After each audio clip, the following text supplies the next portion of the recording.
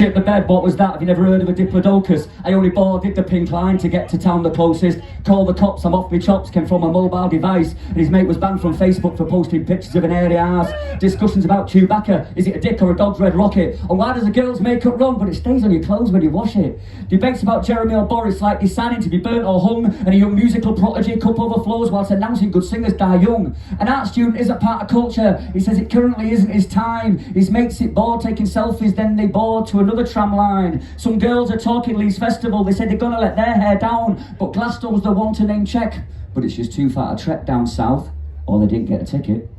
See, I jump off board at Market Street and I jib through the gardens to the station, and the only conversation I experience is a choice of particular libation, because down at Piccadilly there's a moody side, because Doggy Dog is prowling inside. He's knocking hard on Rapunzel's door, she's retracting her hair from his dirty 54, and his sidekick Zebedee's on his toes and dilated, and this effing crank should be castrated. He's a party geezer from 80s rave as he clutches 2 peanuts in a rusty suitcase. Clayton Chris stinks a piss, Halltown Hazel mops up jizz, Droylsden Donna is Larry and Gold, and Audenshaw Andy compliments her painted toes.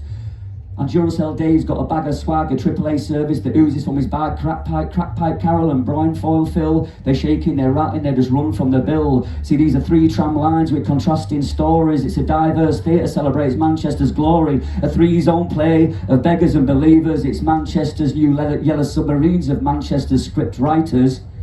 But then I'm sat where crack and smack once ruled, another illicit activity ensue, a derelict warehouse, a forgotten industry, and I'm now met with corporate chattery. There are vans on Stowe not them of Dibble, they have cameras in the coat with it pale ale dribble. There's Instagrammers after instant grams, twattering twits, increasing fake fam, vapors, fakers, turn-ups to knees, those one stroke from turning Japanese. There's beards and sleeves with cider and gin, and those on craft ale till a new trend kicks in. But why is it called the cutting room square? Any association to your crap peaky blinder hair, your bargain bag of dip, you're blind of it substandard, because if this was the 90s, mate, you still want I landed.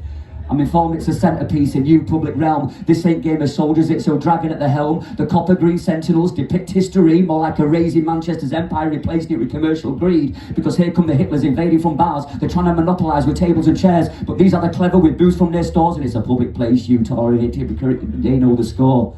There's a fine line ensuing from what I see, vying 4 fake profiles or a real ID. Some inflated egos, some low self-esteem, but this is the new anchors of living, it's the Islington dream. So I tell you what, you can run, you can't hide. Here comes last man standing, selling swag and some snide, and he's only after cash to catch a bus or a brew. But you think it's for digging, so you say wait to make him move. You see, the scene says internet pleaser, this ain't about them. It's the ever-expanding gentrified power dens, because where once was identities and cities art beat, it's now replaced with aesthetics, conformity and sheep. Because the city once had tables for dancing on, and now it's got pavements for sleeping on. The city lives under the shadows of the hacienda, but the warehouses and factories are now helpless shelters. A city that says it does things differently, more like the just Andy Burnham's vote commodity. A city with 2 multi-millionaire football teams, but the scars on the doorways are just broken dreams. So if we go down in the city today, we're sure of a big surprise. If you look down on the streets today, there are people in disguise. There are sleeping bags, cardboard box, ripped up jackets and shoeless socks. But this is where the capitalists have their picnic. So will you walk past or bend down and not take their biscuit? Thank you.